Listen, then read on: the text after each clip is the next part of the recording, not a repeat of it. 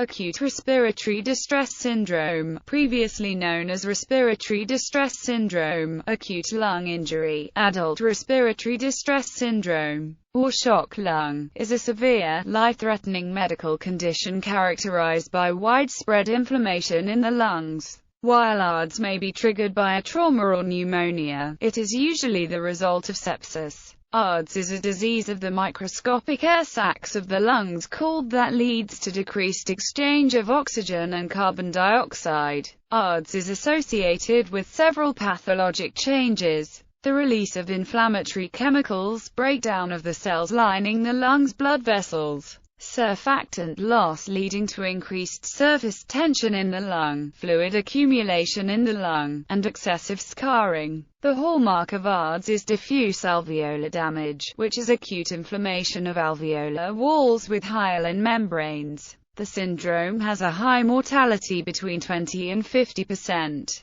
The mortality rate with ARDS varies widely based on disease severity, the patient's age, and the presence of other underlying medical conditions. The acronym ARDS formerly signified Adult Respiratory Distress Syndrome, to differentiate it from Infant Respiratory Distress Syndrome, which occurs in premature infants. However, as this type of pulmonary edema also occurs in children, ARDS has gradually shifted to mean acute rather than adult. The differences from the typical infant syndrome remain. Signs and symptoms. The signs and symptoms of ARDS often begin within 2 hours of an inciting event, but can occur after 1 to 3 days. Signs and symptoms may include shortness of breath, fast breathing, and a low oxygen level in the blood. A chest X-ray frequently demonstrates generalized infiltrates or opacities in both lungs, which represent fluid accumulation in the lungs.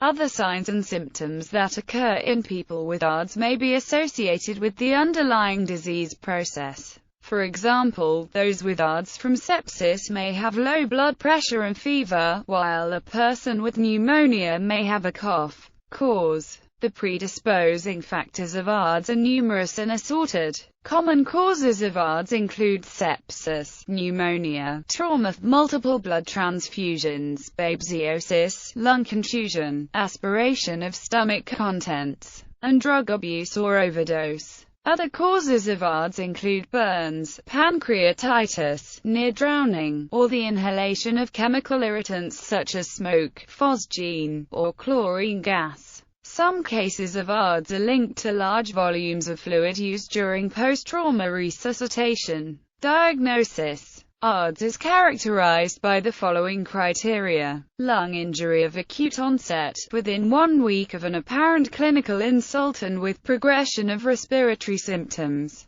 bilateral opacities on chest imaging not explained by other lung pathology; respiratory failure not explained by heart failure or volume overload; decreased arterial PaO2, FiO2 ratio. Mild ARDS ratio is 201 to 300 mm of mercury. Moderate ARDS 101 to 200 mm of mercury. Severe ARDS 100 mm of mercury. A 5 cm H2O is required. It may be delivered non-invasively with CPAP to diagnose mild ARDS. A decreased PaO2, FiO2 ratio indicates reduced arterial oxygen content relative to that of the inhaled gas, indicating a failure of the lung to transport oxygen into the blood. The above characteristics are the Berlin criteria of 2012 by the European Society of Intensive Care Medicine, endorsed by the American Thoracic Society and the Society of Critical Care Medicine. They are a modification of the previously used criteria. Acute onset. Bilateral infiltrates on chest radiographs bearing costophrenic angles. Pulmonary artery wedge pressure less than 18 mm of mercury, if this information is available. If unavailable, then lack of clinical evidence of left atrial hypertension. If PaO2, FiO2 less than 300 mm of mercury, acute lung injury is considered to be present. If PaO2, FiO2 less than 200 mm of mercury, acute respiratory distress syndrome is considered to be present. An arterial blood gas analysis and chest X-ray allow formal diagnosis. Although severe hypoxemia is generally included, the appropriate threshold defining abnormal POW2 has never been systematically studied. A severe oxygenation defect is not synonymous with ventilatory support. Any POW2 below 100 on a supplemental oxygen fraction of 50% meets criteria for ARDS. This can easily be achieved by high-flow oxygen supplementation without ventilatory support, while CT scanning leads to more accurate images of the lung tissue in ARDS. It has little use in the clinical management of patients with ARDS and remains largely a research tool. Pathophysiology. ARDS is an acute injury to the lungs that results in the flooding of the alveoli, which are the small air sacs within the lungs where the exchange of oxygen and carbon dioxide occurs. Partial collapse of the lungs and low levels of oxygen in the blood. However, in ARDS, these changes are not due to heart failure. The clinical syndrome is associated with pathological findings including pneumonia, eosinophilic pneumonia, cryptogenic organizing pneumonia, acute fibrinous organizing pneumonia, and diffuse alveolar damage.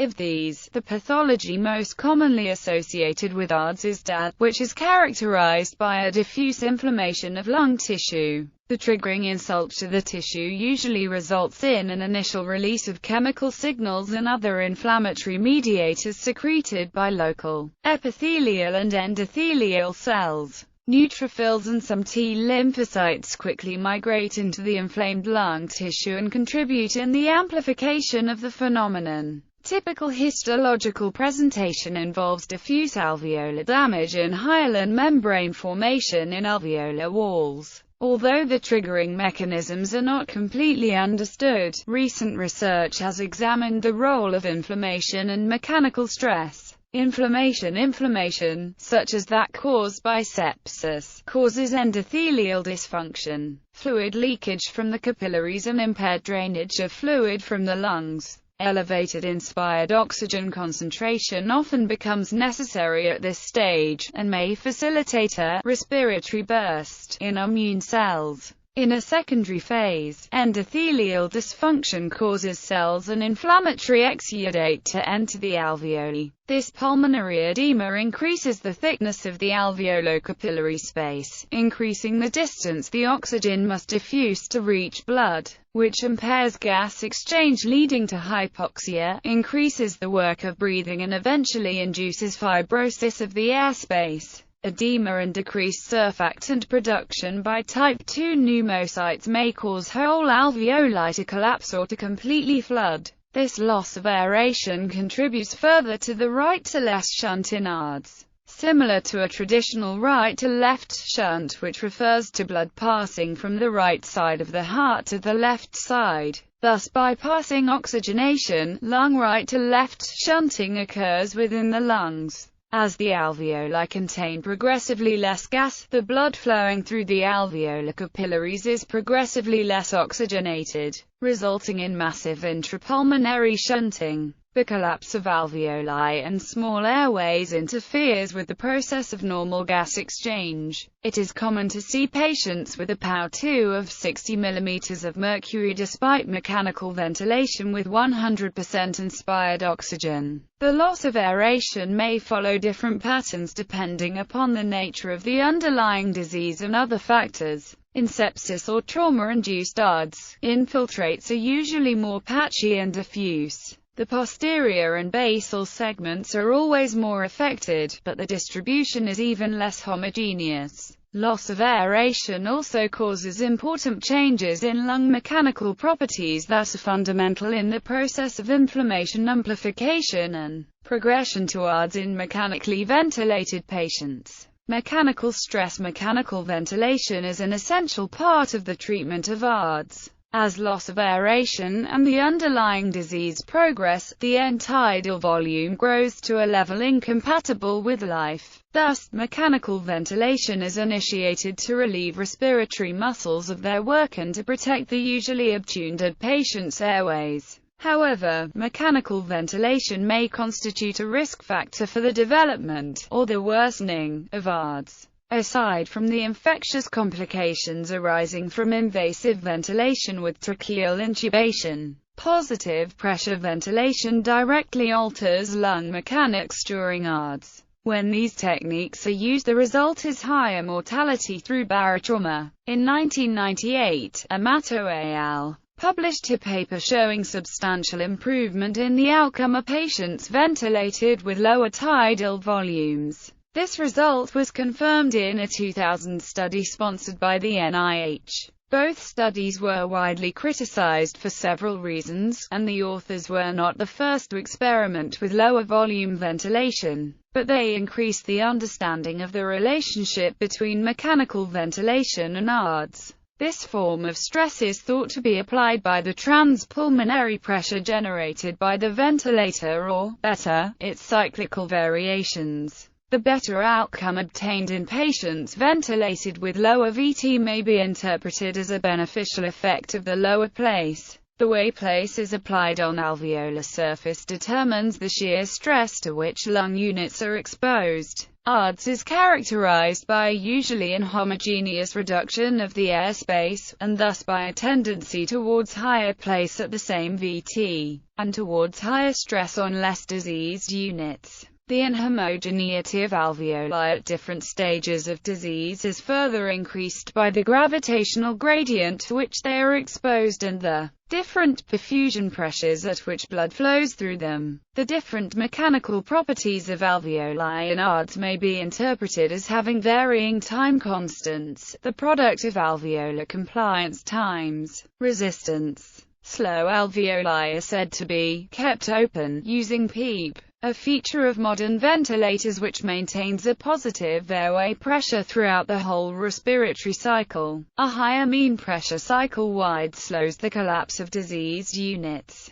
but it has to be weighed against the corresponding elevation in place, plateau pressure. Newer ventilatory approaches attempt to maximize mean airway pressure for its ability to recruit collapsed lung units while minimizing the shear stress caused by frequent openings and closings of aerated units. Stress index mechanical ventilation can exacerbate the inflammatory response in patients with ARDS by including cyclic tidal alveolar hyperinflation and/or recruiting, de-recruiting. Stress index is measured during constant flow assist control mechanical ventilation without changing the baseline ventilatory pattern. Identifying the steadiest portion of the inspiratory flow waveform, fit the corresponding portion of the airway pressure waveform in the following power equation. POR equals A times TB plus C, where the coefficient B, the stress index, describes the shape of the curve. The stress index depicts a constant compliance if the value is around 1, and increasing compliance during the inspiration if the value is below 1, and a decreasing compliance if the value is above 1. Ranieri, Grasso, al. set a strategy guided by the stress index with the following rules.